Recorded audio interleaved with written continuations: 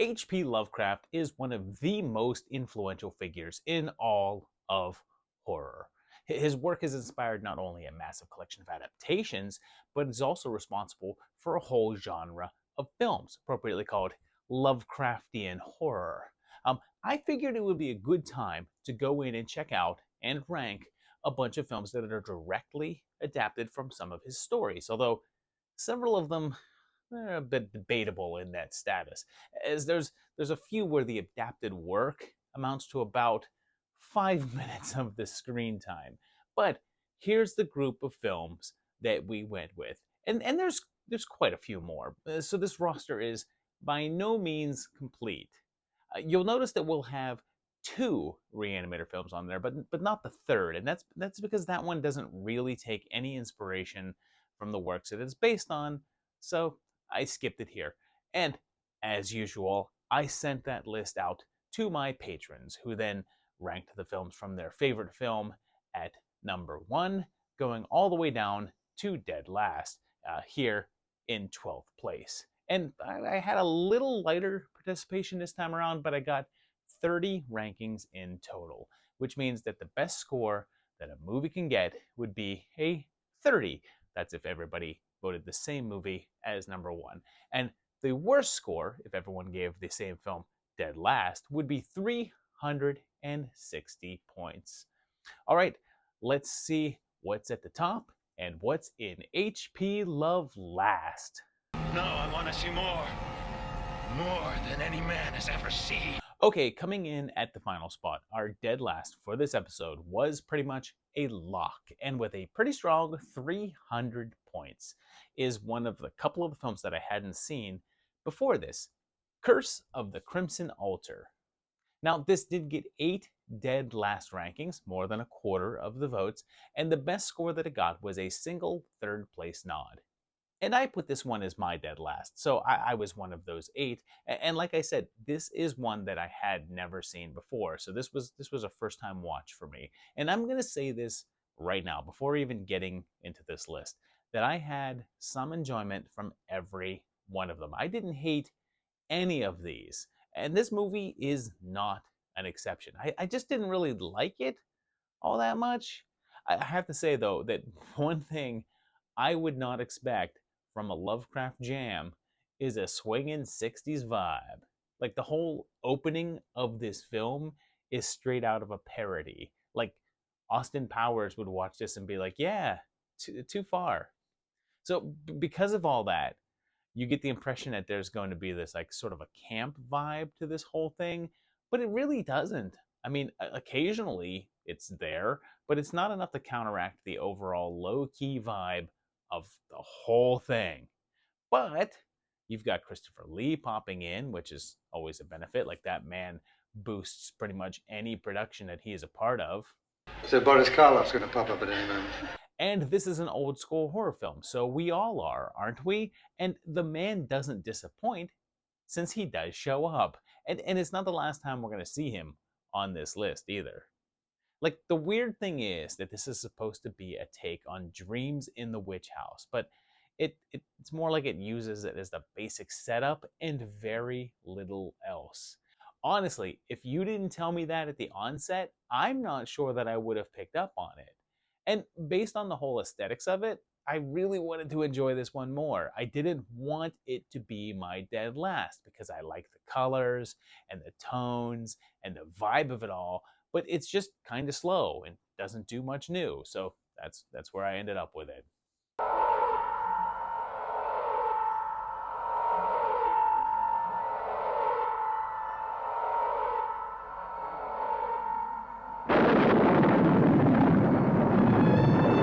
We had a pretty big drop down for our 11th place movie, since the gap was 28 points. And with 272 points, we're looking at The Unnameable.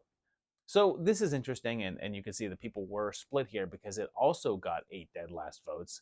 Again, more than a quarter of the votes. And its top score was second place, which it got one time, but it had a greater number of higher scores, accounting for that 28-point gap. And my ranking on this one was pretty close to where it landed, because I have it in 10th. And this was one that I hadn't seen in a little while. Like I did a mini timeline on it and its sequel a few years back. And I remember thinking that it was pretty decent, and it is. It's fine.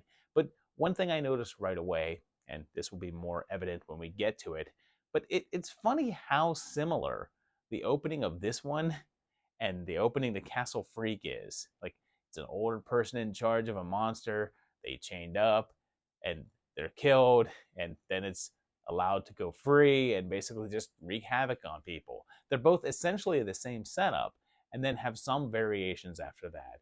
But this one has the added bonus of throwing in some extra nods to the source material and uses a good amount of it. But, like several that we're going to talk about, the original story is basically just the first 10 minutes or so. The short story was just the characters in the cemetery telling the story of the thing in the house, and then it attacks them and they end up in the hospital. This one goes in a different direction after the setup, but the problem is that it's basically just a standard bunch of people trapped in a house with a monster type movie and doesn't have much new in the way of stories and such. And like, sure, that there's some fun with the Necronomicon being thrown in there, and the character of Randolph Carter is more fun than your regular stock hero, and Mark Kinsey Stevenson seems to be having a lot of fun playing him, but that's not enough to really liven up that whole sluggish middle portion of the film. And the weird thing is that I really ended up comparing this pretty heavily to Castle Freak and felt like they were just too similar and had a lot of the same faults. But in the end, to me, this was more fun. And again, I did enjoy this movie. It's worth watching. But yeah, I mean, it's a touch of the standard 80s monster in the house formula. Come on, it's nothing.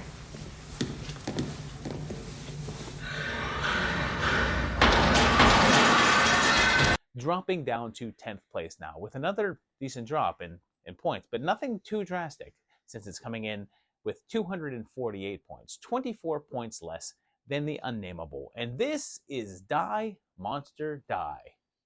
It took that dead last spot far less times, only twice, and the best score again was 3rd place, which it got once. And this is another that I have a little higher than the consensus since I put it in 8th place. And you know, this is the first adaptation of Color Out of Space that we're going to cover today. And there's been a couple more that I didn't put on the list, like The Curse from 1987. But out of the versions of this film that I've seen, Die, Monster, Die is probably the least faithful. And this is the second film on the list to have Boris Karloff in it too. And overall, it's a decent cast, and there's a good amount of atmosphere going on. But I do have to admit that it's not really what I'm looking for with this story. Like, if I were judging these films based on its overall Lovecraftiness, then this one would be close to dead last for me, since it feels more like the Corman Edgar Allan Poe flicks than anything Lovecraft would create. Setting the whole thing in this big old gothic castle takes away some of the charm of the original tale, considering that the Color Out of Space story takes place on a little farm out in the countryside, not this big spooky mansion. It does use the setup of the story to get its plot going, and it does adapt the story, more or less, just with some elaborations and additions, of course. And I'm going to assume that they gave the family the last name of Whiteley as a sort of nod to the Whateleys from the Dunwich Horror. And if that's true, it seems as if they were actually trying to pay tribute to the writer overall. But, you know, I'm not actually ranking these based on accuracy to the story or how Lovecraft they feel, and I'm barely considering how well they adapt the original work and mostly focusing on just how enjoyable the movie is. And based on that, this is a solid little tale with a great performance from Karloff and even throws in some Patrick McGee in there for good measures.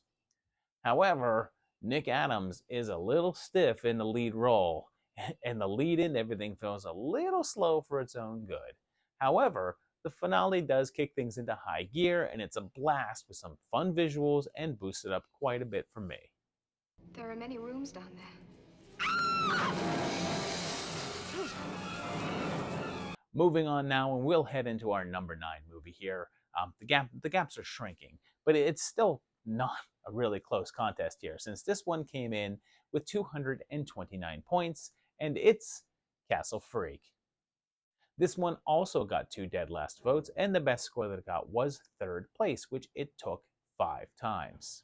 This one is one that I have a bit lower than most, though, since it's number 11 for me. And I have to say, like a few others here, but perhaps a bit more than most. Calling this one a Lovecraft adaptation is kind of stretching it, since the original story makes up about 1 minute of this actual film.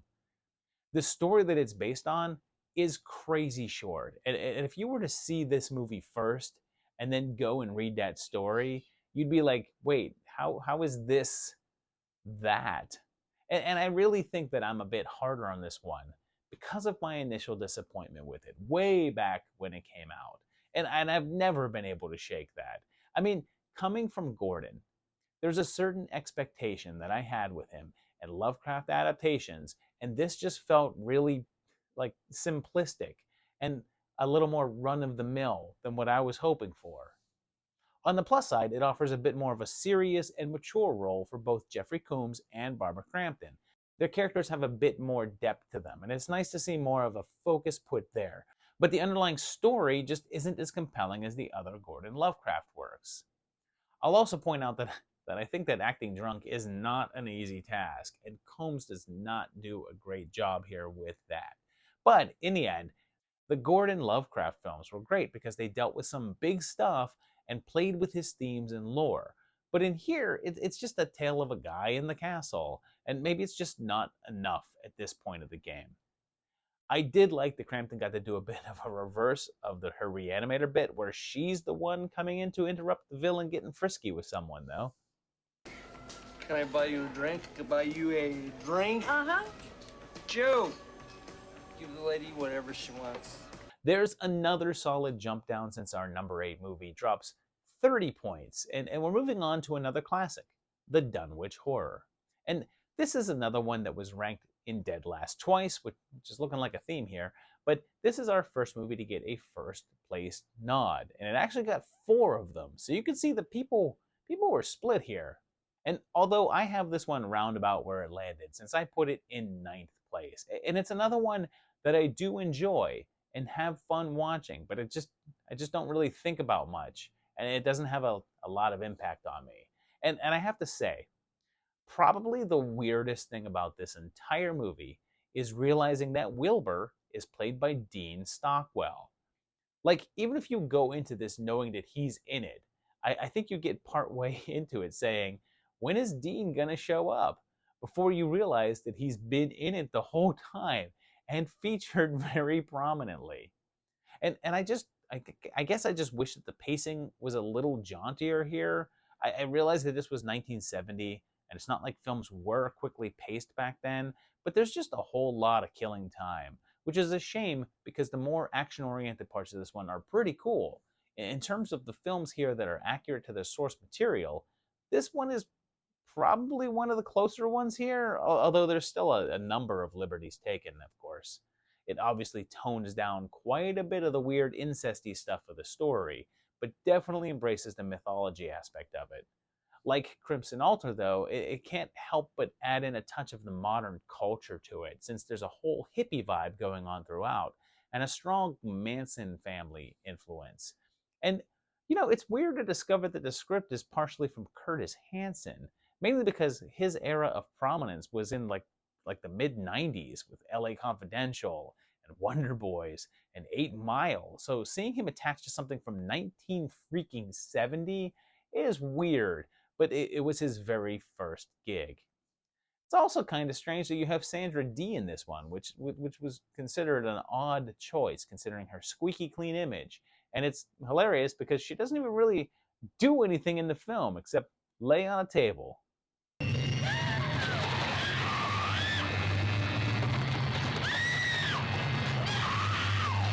Now, here's where things got pretty tight because our number 7 film is only 2 points down. It started out strong and then kept dropping, and I wonder if one more ranking would have knocked it to 8th. But with 197 points, it's Dagon. Just like the few before it got ranked in dead last twice, and it didn't get any first place spots, but it did get 2 second place spots. And I had this one a bit higher than most, though, because I put this one up in third place. And I can't quite put my finger on it, but I really enjoy this one. Like, for starters, I think it's the most Lovecraft feeling movie on this entire list. It has that whole aquatic, tentacle, ancient doom coming back vibe that so many on here are lacking. And the funny thing is that this is called Dagon and definitely does adapt the short story of that name, but it's actually a bit more to do with Shadow over Innsmouth. It's like a combination of the two tales, which makes sense considering that Dagon seems to be present in that story as well. Ironically, Gordon was intended to make Shadow right after From Beyond back in the day, and there was quite a bit of pre-production done, but it just never got off the ground. Later on, though, with a much smaller budget, he was given this shot at sort of doing the tale, even if it's not as tight of an adaptation than his previous script version. In this one, though, there's still a good amount of atmosphere all throughout this film, and the near real-time unfolding of it all works in its favor. Like, there's times where it feels like you're just watching one continual chain of unbroken actions, and it does a good job with making you feel like you're there. One thing that's really weird, though, is the decision to not use a lot of music here for the dramatic scenes, which makes them feel a bit empty.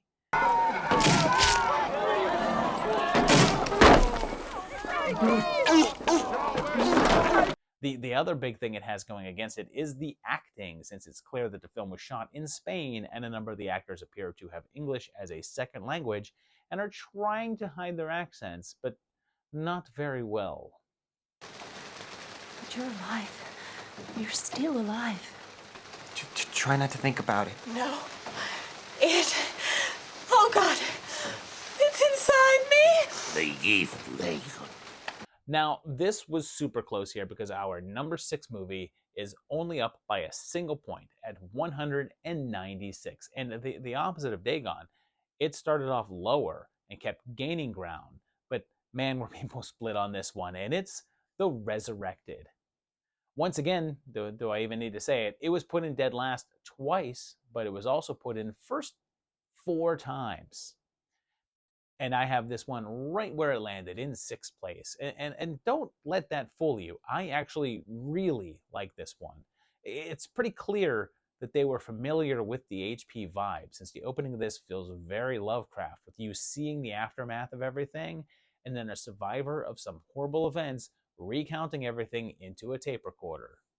It's the format of a large chunk of HP stories, minus the tape recorder. They wrote them down.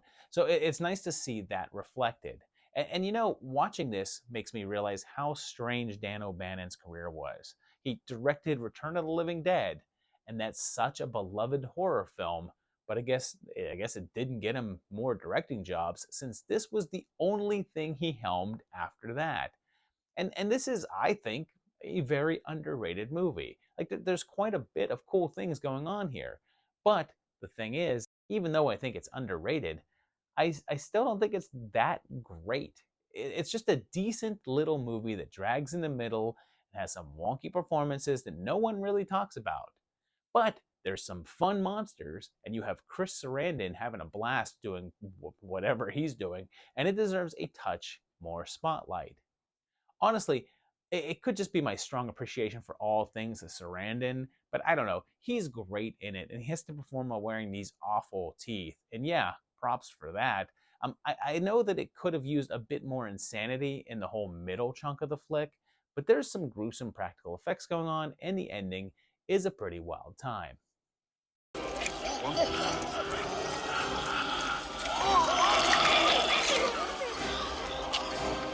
As we go into the big 5 now, we're getting to another couple of close calls, and our number 5 movie here landed there with 186 points, and it's our last oldie, although I say that like movies from the 80s aren't oldies, but it's The Haunted Palace. And yep, you guessed it, 2 dead lasts, but this was also put into first place 3 times.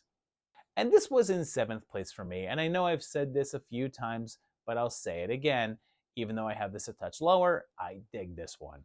And Roger Corman helmed this himself, and this was a couple of years after Die Monster Die, and that wasn't one of Roger's, but it seems to be aiming for that whole Poe vibe that he was doing. And that's really evident here as well. And the balancing act that this one walks in doing that works far better than it does in Die Monster Die. Even though this has the old cobwebby castle, which isn't really an HP staple, the atmosphere of the town is spot on. And even though it's not incredibly accurate to the original tale, it weaves it in well enough.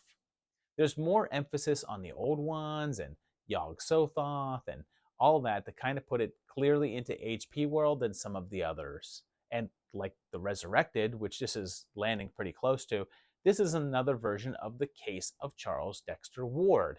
And you can see plenty of similarities in the way that they're told. Interestingly, this one puts the plot right into the forefront as opposed to the Resurrected, making it more of a mystery and a reveal.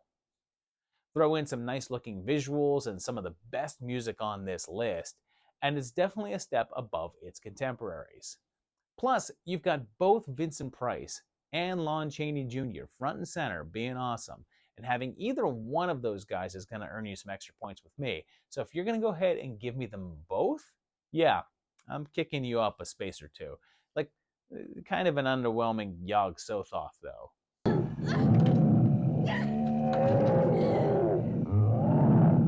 Take her away! Get her away from here! Coming in at number 4, we have another really tight race, and this was a squeaker.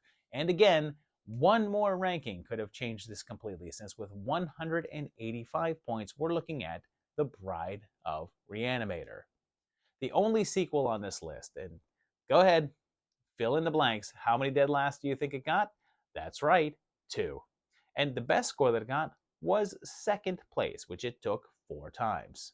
And here's another one that I had really close to where it landed, since I had it in 5th place. And as much as I enjoy this film, as fun as I think it can be, it's just such a step down from the first one and drops the ball so many times in terms of the story. I should probably note that the reason I made sure to include it here and left Beyond Reanimator off is that this one uses a ton of elements from the original stories, more than even the first film. The war aspect, the doodled creatures, the crypt ending with all the failed experiments coming through, that's all from the books.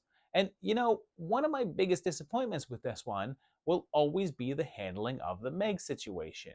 You're giving me this ending of the first film in which it's set up that we'll have to deal with zombie Meg, and based on the title, The Bride of Reanimator, it feels like she should be a big part. And then it's just like relegated to like a B storyline. And maybe I'm just bitter because that means that Barbara Crampton wasn't involved, and I guess depending upon which you believe, like did she not appear because she was busy on that soap opera, or did she just not think that the role was big enough? Like, either way, I don't blame her. And I guess it's just that there's really not enough meat to this story overall.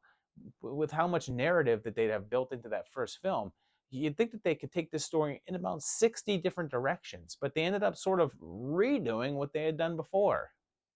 The most interesting aspect is the weird hybrids that Herbert makes, but they're such an afterthought to the movie and don't actually factor that much into the whole storyline anyway.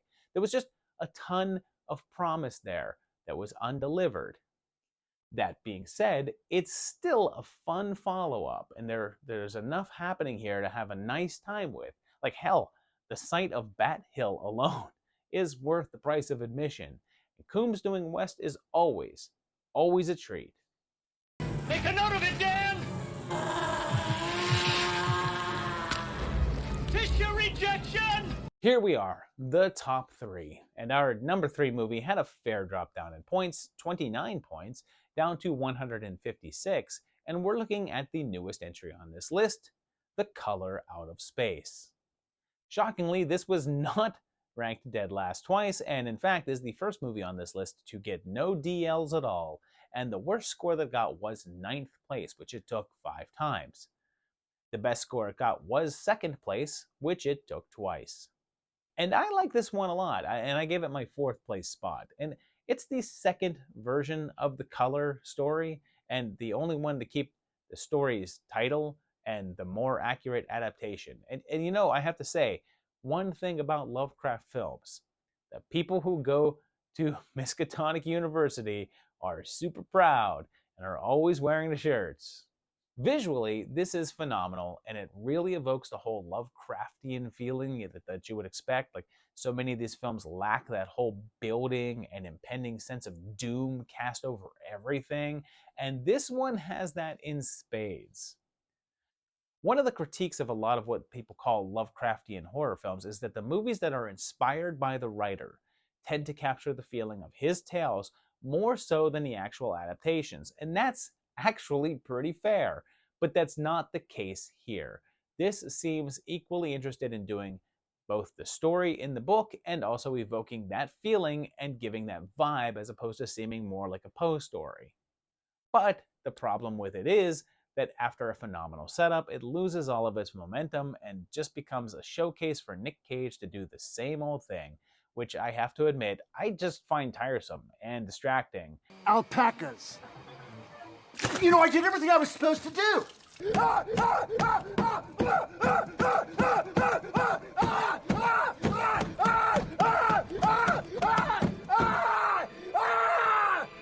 I know that his whole over-the-top act works for some things and can be pretty amusing, but it's so at odds with what they're going for here that he sticks out like a sore thumb mutated by a cosmic meteor.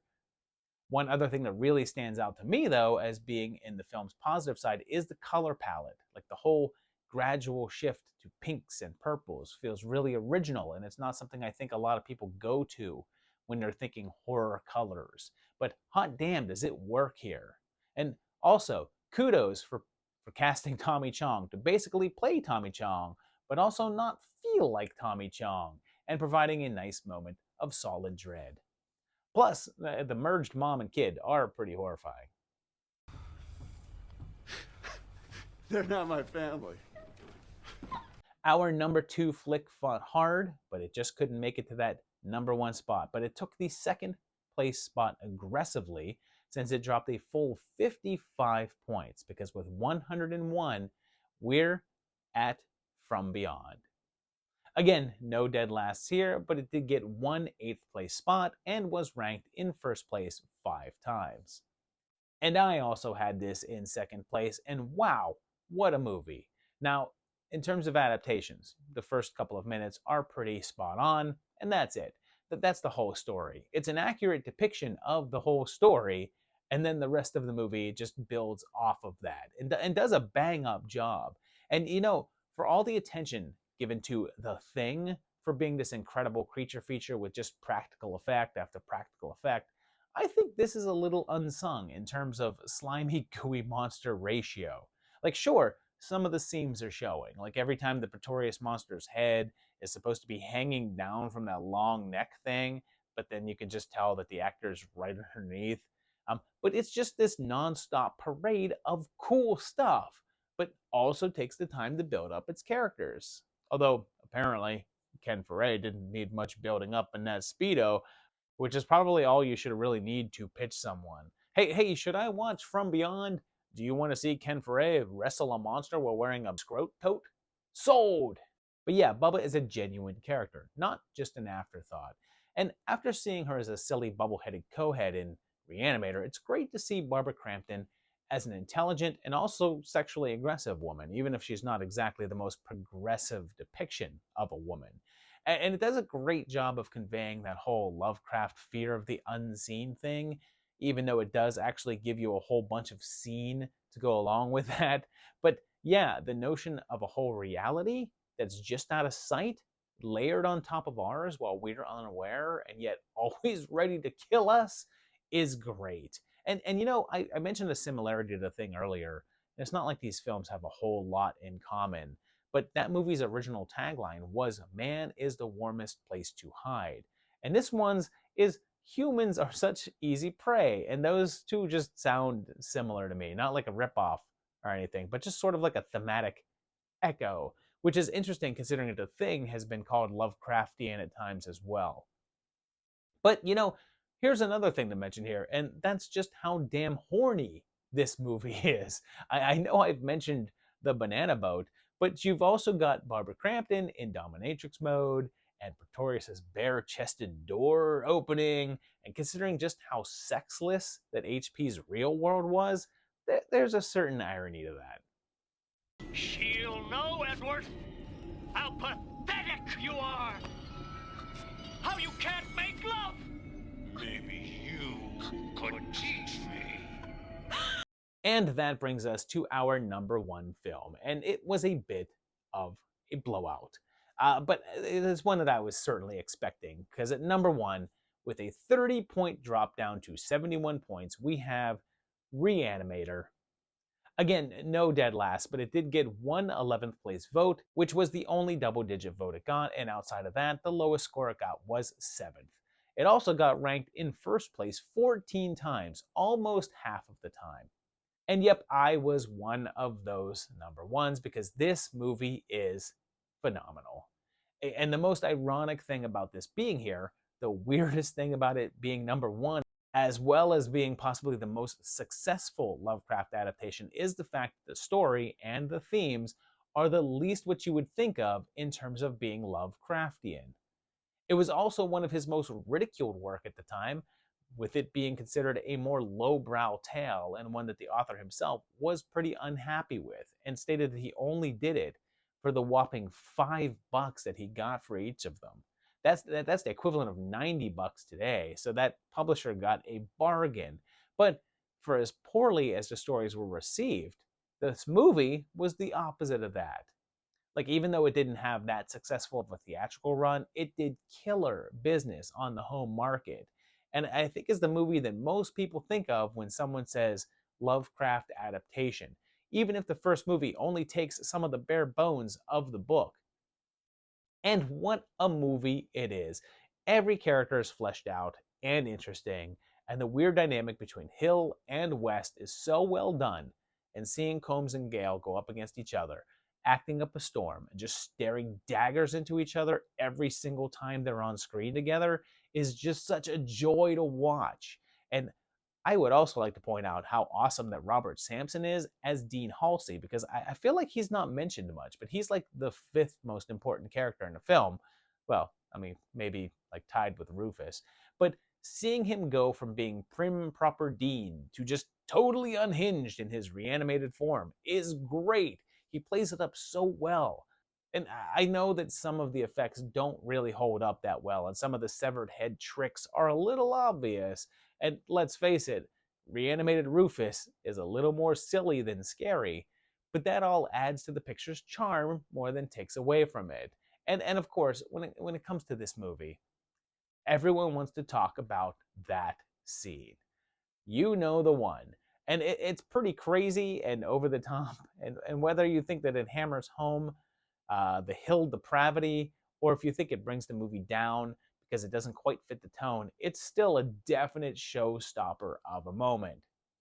Besides, can I talk about one of my biggest self-letdowns of all time? They did a stage musical version here in LA back in 2011, and did it in a theater that I lived pretty close to, and freaking George went as the Dean, and I kept saying I should go to that. That would be awesome. And I didn't. And I hate myself for it to this day. Dan, look out. So there you have it, 12 adaptations of the works of HP Lovecraft. Some more faithful than others. And let's take a look at this roster and list and see how it all turned out. And I'm pretty happy with this. Like, my ranking differs at some points, but nothing that irks me too much or anything. Yeah, I mean, there's definitely some things I would switch around personally, but I think for the most part, a lot of these movies I wasn't passionate about my love or hate for until you got up to the top part of it all. But yeah, let me know what your ranking would have been, or what it was if you actually were a patron and sent in the ranking. And any one of you guys can do this. Anybody out there, you can send in a ranking just by being a patron on patreon.com/movietimelines.